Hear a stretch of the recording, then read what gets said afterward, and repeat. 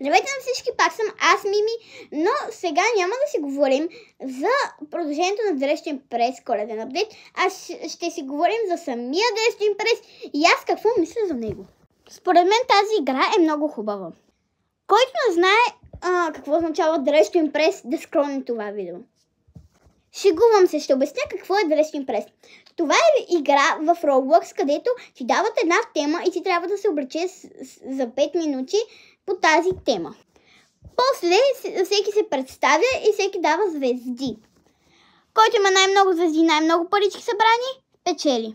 За мен най-ужасният апдейт на Dressed Impress е брат апдейт.